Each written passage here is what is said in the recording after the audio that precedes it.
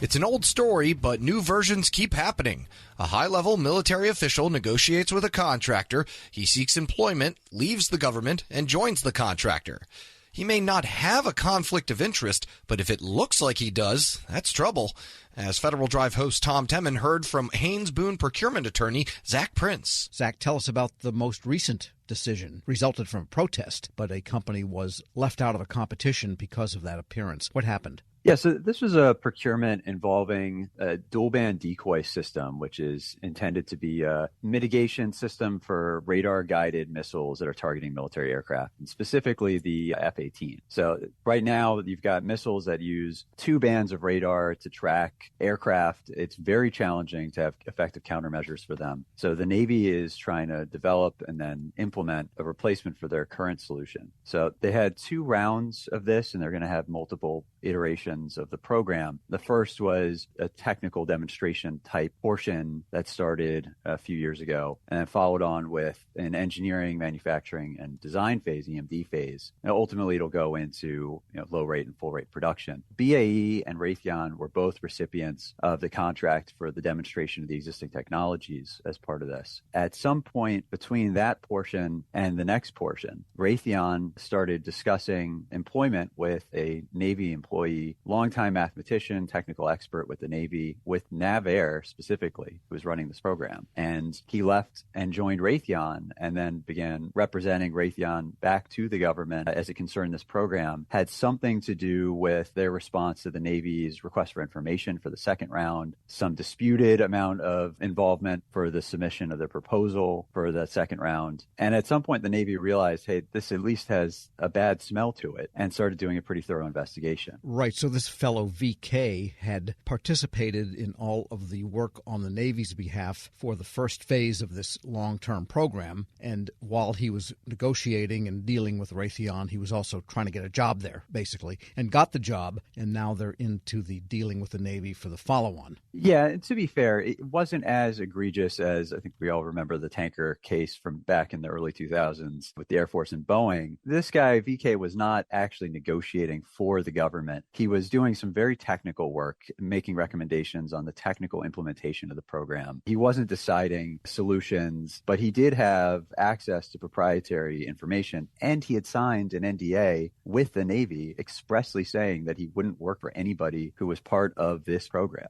Okay, so if it's a very wide gray area, he was at one edge of it, let's say, and a contracting officer decided to pull on that thread. Yeah, he did. And somebody from the government raised the issue internally. The Navy did exactly what they're supposed to do. They did a very thorough, extensive, months-long investigation where they spoke to a number of people in the Navy. They gave Raytheon multiple opportunities to offer comment and respond. And ultimately, they concluded that the appearance of impropriety here, they didn't say there was necessarily impropriety, although it was really close. But at least the appearance was enough that they felt they had to exclude Raytheon from the competition. And therefore, I imagine Raytheon said, nope, we protest.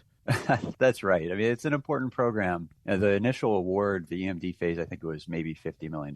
So it's not huge, but I think long term, this is going to be multiple hundreds of millions of dollars once it gets into full rate production or more. So this is an important project for them. They protested a GAO and lost because the agency has a lot of discretion in these types of determinations. And then they followed that on to the court. Right. And what happened at the court level? They lost again. They had some pretty extensive briefing, some interesting arguments raised about why the mere appearance of impropriety without real hard facts that taint the procurement is not enough. But ultimately, their arguments tried to sideline some pretty clear Federal Circuit case law and the consistent decisions of the Court of Federal Claims, which really uphold the decisions of the contracting officer on this issue. In fact, Judge Solomson, who wrote this decision, said he did a survey of all the cases that had been decided by the court on this issue, at least since the Federal Circuit decision that sort of set the precedent in the early 2000s. And not once has the court overturned the government's decision on this. Yeah, you wonder what the motivation of the company, or at least the judgment of the company, was. I mean, you can see from an employee standpoint, the industry beckons with nice compensation packages, in a cushy type of situation. But the company institutionally knows these shoals, especially a long-serving, old-line company like Raytheon.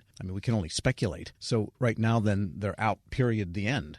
Yeah, that's right. And my impression from reading these cases, I don't think Raytheon really knew at all how much in-depth involvement this guy had with the program. I mean, they knew that he was a fairly senior, very technically skilled individual from the Navy office that they have dealings with. And I think the level of expertise in electronic warfare, countermeasures particularly, that this guy had are really unique. So Raytheon wanted to hire him on. He didn't tell them that he had involvement with this program. And in fact, he called HR, the record shows, like 2 days after he started with Raytheon and said that his involvement was very, very light in this program. He didn't tell his ethics people that in the government when he got his ethics letter. It was pretty clear that he was obfuscating his involvement because he did want to go to the private sector. Right. So one of the lessons is you don't have to be part of the source selection board to get the government and your future employer into trouble. Yeah, that's right. If you're a contractor, don't let your contracting officer and counterparts be blindsided by stuff like this. If you possibly can, and maybe they couldn't have here, make sure that you're coming up with some mitigation strategy as early as you can. And Raytheon, as much as I just said, yeah, they probably didn't know his full involvement, the record also shows that BAE sent a letter to Raytheon not long after this guy started saying, hey, we know that you've got this guy. We think that there are some major issues with you having had this guy because he had major exposure to our technical solutions and IP.